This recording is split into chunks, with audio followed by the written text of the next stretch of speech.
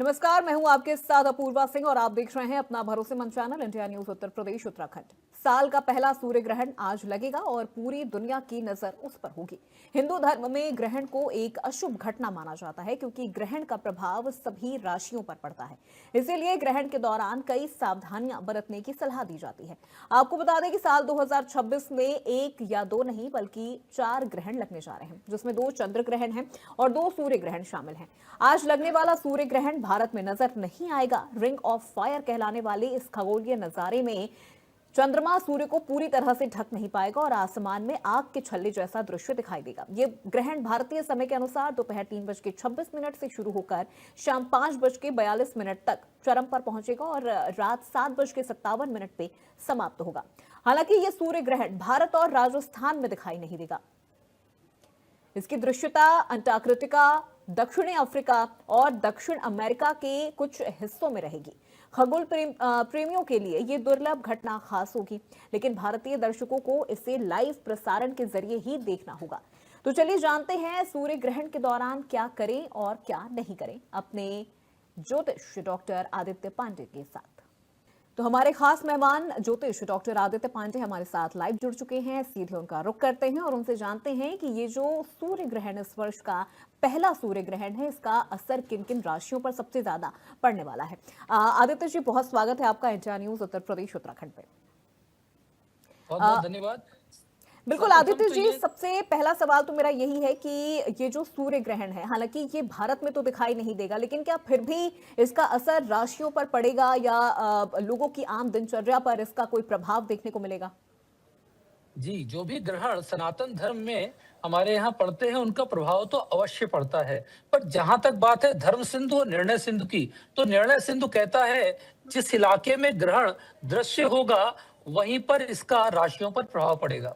तो ऐसे में चूंकि ये ग्रहण अंटार्कटिका, दक्षिण अफ्रीका के इलाके में दिखेगा, तो अगर बात करें राशियों की, तो राशियों पर जो इसका बुरा असर है वो तो नहीं पड़ेगा। पर हाँ, ये कहना कि क्या ग्रहण का असर नहीं होगा, ऐसा बिल्कुल नहीं है। जो बच्चे ग्रहण के काल में जन्म लेंगे उनकी कुंडली में ग्रहण दोष भी होगा।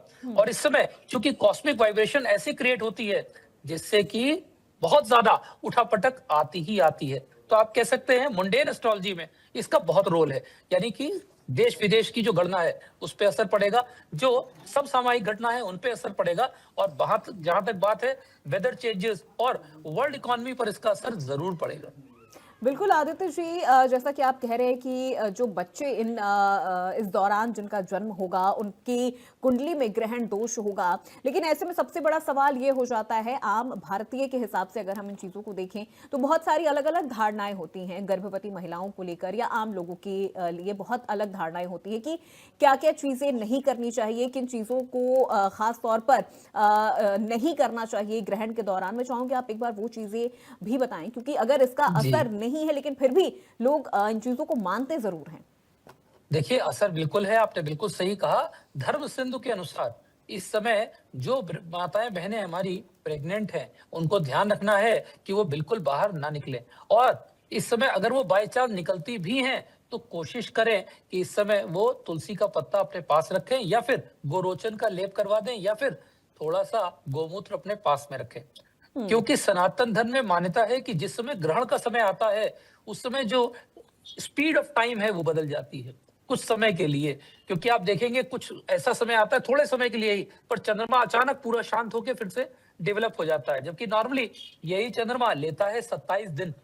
तो स्पीड जो उस समय है वक्त की, कुछ सेकंड के लिए, कुछ पल के लिए, कुछ घंटों के लिए बदल जाती है, और ये बदलना इसीलिए खतरनाक भी माना जाता है उनके लिए जो माताएं बहनें प्रेग्नेंट है। उनके लिए हमारी सख्त हिदायत है कि वो बाहर ना निकलें, और निकलना पड़े तो नियम का फॉलो करें। साथ में ध्यान रखें कि कोई भी नुकीली वस्तु जैसे कि चाकू, सुई, कोई भी नुकीली वस्तु अपने हम्म। पास ना रखें, क्योंकि हम मानते हैं कि नुकीली वस्तुओं से नेगेटिव एनर्जीज जो हैं वो आपकी तरफ आकर्षित हो सकती है प्रेगनेंसी के दौरान, और वो आपकी जो पर्सनल जो ग्रोथ है बच्चे की, जिसको हम कहते हैं नियोनेटल ग्रोथ, उसको बुरी तरह से प्रभावित कर सकती हैं। इसलिए कोशिश करें कि ऐसा कोई भी प्रयोग न करें। बिल्कुल आदित्य जी, एक सवाल यहाँ पर यह भी है कि ग्रहण का जो प्रभाव होता है क्या वो तुरंत दिखता है या फिर कुछ समय के बाद उसका असर हमें नजर आता है? बहुत अच्छा प्रश्न आपने पूछा है। चंद्र ग्रहण का जो असर होता है, हम मानते हैं वो रहेगा 27 दिन तक, यानी कि 27 डेज तक उसका असर रहता है। तो इसलिए इसके असर को लेकर के आप कैजुअली ना लें, क्योंकि 27 दिन बहुत होते हैं और 27 डेज में बहुत ज्यादा उठापटक हो जाती है। जैसे ये जो ग्रहण है, मुझे लगता है कि ये ग्रहण बहुत जल्दी लाने वाला है युद्ध जैसी स्थितियां। वर्ल्ड जी। लेवल पे आप अगले 27 दिन के अंदर कम से कम 2 देशों के बीच में देखेंगे तनाव बहुत तेजी से बढ़ रहा है। हुँ। बिल्कुल, अब आपने जैसा ज़िक्र किया कि 2 देशों के बीच में तनाव या युद्ध जैसी स्थिति होगी, ये हमने उस वक़्त भी देखा था जब हम मकर संक्रांति को लेकर भी जब हम चर्चा कर रहे थे, नव वर्ष को लेकर जब हम चर्चा कर रहे थे, तो भी ये चीज़ें बहुत ज़्यादा सामने आ रही थी कि 2 देशों के बीच में लड़ाई या 2 देशों के बीच में जो आपसी समन्वय है, वो बहुत ज़्यादा प्रभावित होने वाला है। एक चीज़ और हम यहाँ पर आपसे समझना चाहेंगे, क्या इस ग्रहण का प्राकृतिक आपदा या फिर किसी बड़े घटनाक्रम का प्रभाव आप देख पा रहे हैं, संभावना बढ़ती हुई नजर आ रही है? बिल्कुल मैं देख पा रहा हूँ, क्योंकि ये जो ग्रहण आ रहा है ये प्राकृतिक आपदाएं अपने साथ लेकर आ रहा है। तो इसलिए जो जलीय तत्व हैं, यानी कि जो वाटर एलिमेंट्स हैं, हुँ। वो इस समय आपको परेशान कर सकते हैं। और विशेष रूप से जो हमारा साउथ वेस्ट है, वो देखो तुमको मना कर रहा है, वो जो साउथ वेस्ट वाला जोन है उसमें वो प्रभावित कर सकता है। तो इसलिए सावधान रहना है साउथ वेस्ट की तरफ से और साउथ ईस्ट की तरफ से जो जलीय तत्व है वो हमको परेशान कर सकते हैं। जी। बिल्कुल आदित्य जी, ऐसे में किन राशियों को सबसे ज़्यादा सतर्कता बरतने की ज़रूरत है? क्योंकि कई देखिए बार ऐसा सतर्क होता है कि एक भ्रम की भी स्थिति होती है कि भारत में तो इस ये नज़र नहीं आ रहा है, तो फिर सावधानी के मामले में लोग काफ़ी ज़्यादा लापरवाही भी नज़र आती है। जी, बिल्कुल नज़र आती है और बहुत से लोगों में इसको लेकर के ये भी होता है कि अरे कोई असर नहीं पड़ता हमारे यहाँ, असर बिल्कुल पड़ेगा। और चूँकि आप देखेंगे सारे के सारे ग्रह इस समय कुंभ राशि में धनिष्ठा नक्षत्र के निकट एकत्रित हो रहे हैं। जब भी ये एक साथ इकट्ठे होंगे तो इसका असर कुंभ राशि वालों पे ज़्यादा होता है और मीन राशि वालों पे ज़्यादा होता है। आप कह सकते हैं मकर, कुंभ, मीन, ये जो 3 राशियाँ हैं, ये ज़्यादा हुँ। इफ़ेक्ट होने वाली है। तो इन राशियों को किस तरह से सावधानी बरतने की ज़रूरत है अपनी आम दिनचर्या में, चाहे वो महिला हो, पुरुष हो या बुजुर्ग हो या फिर खास तौर पर अगर बच्चे हों, तो किस तरह की सावधानी वो बरत सकते हैं सुबह से लेके रात तक या जब तक ग्रहण का ये असर रहेगा? सावधानी में सिर्फ इतना कर ले कि जो भी भोजन ले उस भोजन में तुलसी का पत्र डाल ले। हुँ। और दूसरा, कोशिश करे कि जानबूझ करके जब तक कंपलसरी ना हो धूप में या चंद्रमा के समय में बाहर ना निकले। दूसरा, सबसे सरलतम तरीका हमेशा ये होता है कि भगवान विष्णु जी के जो श्री हरि मंत्र है, ओम नमो भगवते वासुदेवाय, इस हुँ। मंत्र का जाप कर ले। इस मंत्र का जब आप जाप करेंगे तो आप देखेंगे कि जो ग्रहण का बुरा असर है खत्म हो जाता है। बिल्कुल डरने की जरूरत नहीं है। और साथ में जिनकी कुंडली में है ग्रहण दोष, उनके लिए तो बहुत अच्छा अवसर होता है कि इस समय वो पूजा कर लें और पूजन करके ग्रहों को अपने फेवर में ले लें। जी, बिल्कुल आदित्य पांडे जी, एक चीज़ और यहाँ पर जो समझने वाली है, अगर हम धार्मिक और परंपराओं की बात करें, मान्यताओं की बात करें, तो क्या ग्रहण के बाद स्नान करना, दान करना, ये क्यों किया जाता है? इसकी क्या महत्वता है? हमेशा ग्रहण जब भी लगता है तो उसके बाद में स्नान और दान दोनों का महत्व धर्म सिंधु और निर्णय सिंधु दोनों में दिया गया है। हुँ। धर्म सिंधु कहता है कि जब भी ग्रहण पड़े तो ग्रहण के समय जो टाइम की एनर्जी है वो इतनी तेजी से फ्लक्चुएट हुई है, जो कि आपकी बॉडी की एक्सटर्नल ऑरा यानी आपके शरीर का जो बाह्य ऑरा है उसके ऊपर नेगेटिव असर दे देती है। जी। ऐसे में जैसे ही ग्रहण पूर्ण होता है हम कहते हैं स्नान कर लो। हुँ। और दान का महत्व इसलिए अधिक है क्योंकि ये माना जाता है कि इस समय हमारे जो देवता हैं वो राहु और केतु भगवान से युद्ध कर रहे होते हैं, या फिर राहु केतु भगवान की जो नेगेटिव एनर्जी है हुँ। उसको फाइट कर रहे होते हैं। हुँ। ऐसे में जब हम जो भी दान करते हैं उस दान से हम अपने देवताओं को प्रसन्न करते हैं, अपने देवताओं को पॉजिटिव ऊर्जा देते हैं। हुँ। आप देखेंगे कि बहुत से लोग इस समय यज्ञ भी करते हैं, आहुतियां भी देते हैं।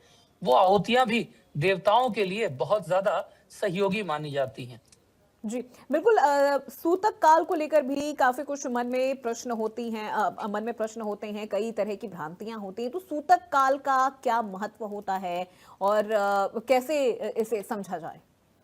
सनातन धर्म में हम ये मानते हैं कि ग्रहण सिर्फ जिस समय लगता है उस समय महत्वपूर्ण नहीं है। हुँ। ग्रहण लगने के पहले ही उसकी एनर्जी शुरू हो जाती है।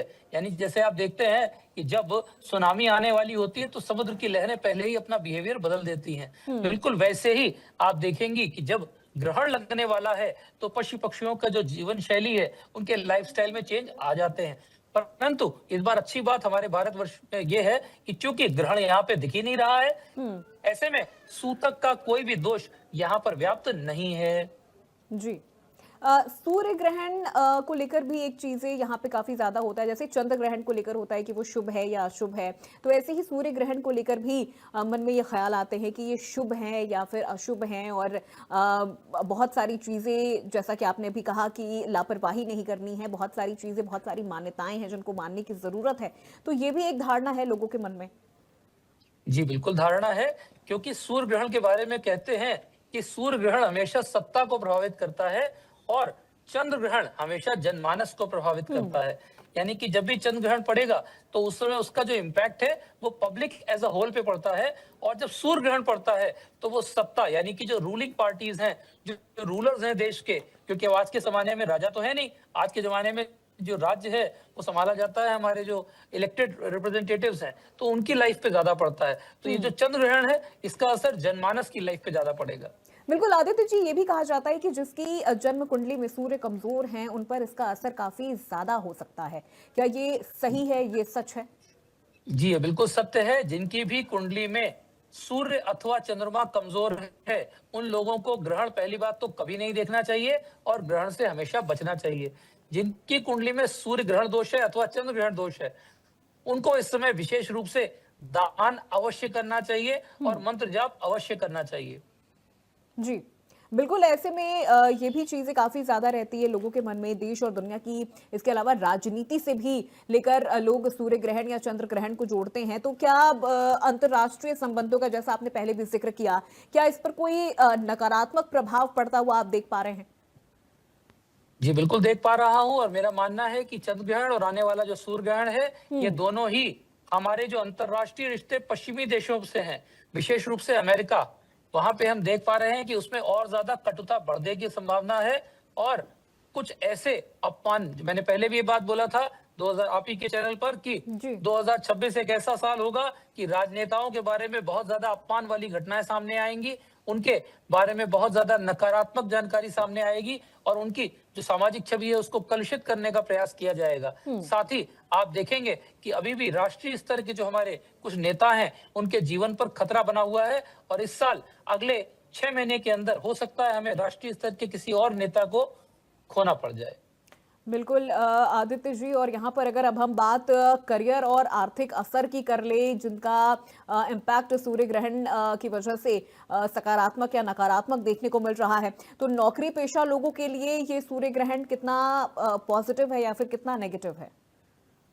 नौकरी पेशा लोगों के लिए अगर मैं बात करूं तो उनके लिए बहुत ज्यादा खराब नहीं है, परंतु जो लोग सरकारी नौकरी में हैं उनको ज्यादा प्रभावित करता है, क्योंकि वो लोग सूर्य से संबंधित माने जाते हैं। उनके जीवन में सूर्य का रोल बहुत ज्यादा होता है, क्योंकि वैदिक ज्योतिष में हम सरकार और सूर्य एक ही तरह से समझते हैं, यानी कि सूर्य ग्रह ही आपको सरकारी नौकरी भी देता है।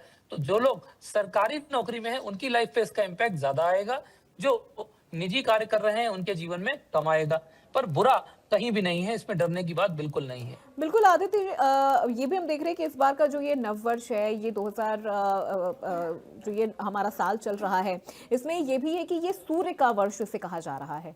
जी बिल्कुल कहा ये जा रहा है, जो क्योंकि 2026 2026 जी हाँ ये सूर्य का 2026 जो वर्ष है, कहा जा रहा है। बिल्कुल सही आपने कहा, बिल्कुल आपने सही बताया। अंक ज्योतिष का आपको ज्ञान अवश्य है, क्योंकि अंक ज्योतिष के अनुसार हम मानते हैं कि जब हम कैलकुलेट करते हैं 2026 तो टोटल बनता है नंबर 10, जिसको रिड्यूस करते हैं सिंगल नंबर पे तो बनता है नंबर 1। नंबर 1 जो है वो सूर्य का है जी और सूर्य हमेशा ही सत्ता से गवर्न्ड है, सत्ता को कंट्रोल करता है, क्योंकि नवग्रहों में सूर्य को कहते हैं राजा, और वो हमेशा ही सत्ता को गवर्न करेगा, कंट्रोल करेगा और सत्ता में बड़े बदलाव भी लाता है। तो इस वजह से ये जो सूर्य ग्रहण है ये क्या बहुत ज्यादा पावरफुल हो जाता है? क्योंकि अभी ये कहा जा रहा है कि इस वर्ष 4 ग्रहण लगने वाले हैं, 2 सूर्य ग्रहण हैं, 2 चंद्र ग्रहण हैं। हाँ जी बिल्कुल हो जाता है, ताकतवर भी है, और इसका जो असर है वो भारतीय राजनीति में भी हमको जल्दी ही देखने को मिलेगा। व्यापारियों के लिए ये सूर्य ग्रहण कितना प्रभावशाली है, उनके लिए कितना आप नेगेटिव या पॉजिटिव देख रहे हैं? व्यापारी समाज के लिए मैं इसको बिल्कुल नेगेटिव नहीं मानता हूँ। बस ये जरूर है कि जो लोग सोने और चांदी से संबंधित व्यापार कर रहे हैं उनके लिए इम्पोर्टेंट है, क्योंकि सोने चांदी के रेट में बहुत तेजी से बढ़ोतरी आने वाली है। सोना 2 लाख रुपए और चांदी 5 लाख रुपए क्रॉस करने वाली है। जी। निवेशकों को क्या राय देना चाहेंगे? नया काम जो लोग शुरू करना चाह रहे हैं या जो निवेशक हैं, जो शेयर हम्म। बाजार में निवेश करते हैं, उन्हें क्या कोई सावधानी बरतने की ज़रूरत है इन कुछ मेरे हिसाब घंटों से में? उन लोगों को भी उनको सावधान इसलिए रहने की जरूरत है, क्योंकि अगस्त 2026 तक सूर्य जो है वो इस स्थिति में है कि वो उठापटक देगा। स्टॉक मार्केट में बहुत ज्यादा उठापटक मिलेंगे, बहुत ज्यादा ग्रोथ नहीं मिलेगी। जी। बहुत ज़्यादा ग्रोथ नहीं मिलेगी, चूँकि ये चीज़ें भी है। अगस्त 2026 के जी। बाद बहुत बढ़िया ग्रोथ मिलेगी, अगस्त हुँ। 26 तक नेगेटिव है। किन राशियों को आर्थिक लाभ आप देख पा रहे हैं कि होगा इस सूर्य ग्रहण की वजह से? जो भी कन्या राशि वाले हैं, तुला राशि वाले हैं और मकर राशि वाले हैं, उनके लिए लाभप्रद है। हुँ। तो क्या उन्हें किसी तरह से कोई पूजा पाठ करने की कोई ज़रूरत है? अलग से कुछ विशेष करने की ज़रूरत है? जी बिल्कुल है। वो लोग अगर भगवान शिव जी से संबंधित पूजन करते हैं, शिव जी पर हाथ चढ़ाते हैं, बेलपत्र, सफेद तिल और काले तिल मिश्रित करके अर्घ्य के निकट रख देते हैं, तो फिर उनके लिए बहुत ज्यादा शुभप्रद हो जाएगा। हुँ। क्या सूर्य ग्रहण खत्म हो जाने के बाद, जैसा कि हमने पहले भी ज़िक्र किया कि लोग स्नान करते हैं, दान करते हैं, क्या कोई हम्म। विशेष पूजा भी करनी चाहिए? क्योंकि ये भी लोगों के मन में काफ़ी ज़्यादा सवाल होते हैं कि स्नान-दान तो हमने कर लिया, लेकिन इसका जो असर है, वो तो अभी भी है। सूतक काल को लेकर भी काफ़ी चर्चाएँ रहती हैं। अगर आपने स्नान दान प्रॉपर्ली कर लिया तो आप बिल्कुल टेंशन ना लें, जी। क्योंकि क्या आपने सभी पूरी तरह से जी। अपने को प्रोटेक्ट कर लिया। हुँ। क्या सभी राशियों के लिए कुछ अलग-अलग उपाय भी हैं? मैं चाहूँगी एक-एक करके आप वो भी बताएँ कि किन राशियों को किस तरह के उपाय करने की ज़रूरत है? देखिए, वैसे तो मैं हमेशा बोलता हूँ कि जो ग्रहण दिख नहीं रहा है उसके लिए बहुत ज्यादा ना डरने की जरूरत है, ना बहुत हुँ। ज्यादा उपाय करने की जरूरत है। परंतु हाँ, हम ये जरूर कर सकते हैं कि अगर हम चाहते हैं पॉजिटिव एनर्जी मिले, तो फिर इस समय सभी राशि वाले एक सरल उपाय कर सकते हैं कि वो शिव जी पर सफेद तिल और काले तिल का मिश्रण बना लें और वो जाकर के चढ़ा दें शिव जी के ऊपर, या फिर बेलपत्र पर ओम लिख दें और हुँ। थोड़ा सा शहद लगा दें और ये जाकर के चढ़ा दें।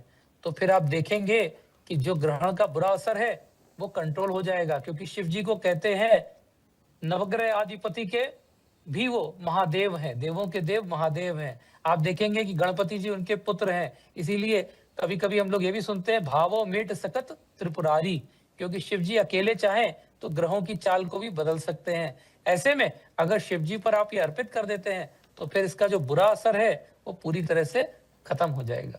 बिल्कुल। आदित्य जी, एक सवाल और यहाँ पर मैं आपसे समझना चाहूँगी कि सबसे ज़्यादा यहाँ पर ये भी कहा जा रहा है कि स्नान दान का जो महत्व होता है, वो हम देखते हैं कि चाहे सूर्य ग्रहण हो या फिर चंद्र ग्रहण हो, बहुत ज़्यादा बढ़ जाता है, लोग करते हैं। लेकिन अगर हम यहाँ पर इसे परिवार की दृष्टि से समझे, पारिवारिक तौर पर क्या असर ग्रहण का पड़ता है? अगर इस ग्रहण का भी पड़ रहा है तो आप वो भी बताएं। लेकिन अमूमन जो ग्रहण हमें भारत में नजर आ रहे हैं, क्या उन ग्रहण का जो असर है वो परिवारों पर भी पड़ता है?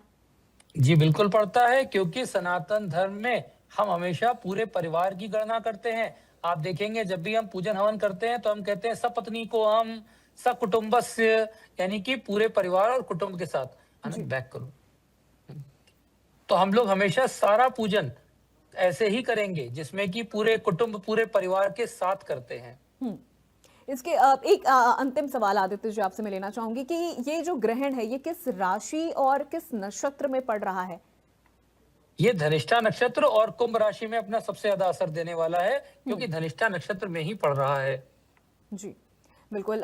बहुत शुक्रिया आदित्य पांडे जी, आपने अपना कीमती वक्त दिया और इस विषय पर आपने इतनी चर्चाएं की हमारे साथ, तमाम सवालों के आपने जवाब दिए। मुझे उम्मीद है हमारे दर्शक जो हमारा ये कार्यक्रम देख रहे होंगे, उन्हें भी बहुत सारे सवालों के जवाब मिल गए होंगे। जैसा कि आप आदित्य जी ने भी कहा कि ये भारत में नहीं दिख रहा है, इसीलिए बहुत ज़्यादा डरने की या बहुत ज़्यादा पैनिक होने की ज़रूरत नहीं है। हाँ, आप अपनी दिनचर्या में थोड़े बहुत बदलाव कर सकते हैं, जो उसका जो एक पॉजिटिव इम्पैक्ट है वो आपको नजर आएगा। बहुत शुक्रिया आदित्य पांडे जी, हमारे साथ इस खास कार्यक्रम में जुड़ने के लिए। बहुत तो बहुत फिलहाल धन्यवाद। मेरे साथ इस खास पेशकश में बस इतना ही। प्रदेश की तमाम खबरों के लिए आप देखते रहिए इंडिया न्यूज उत्तर प्रदेश उत्तराखंड।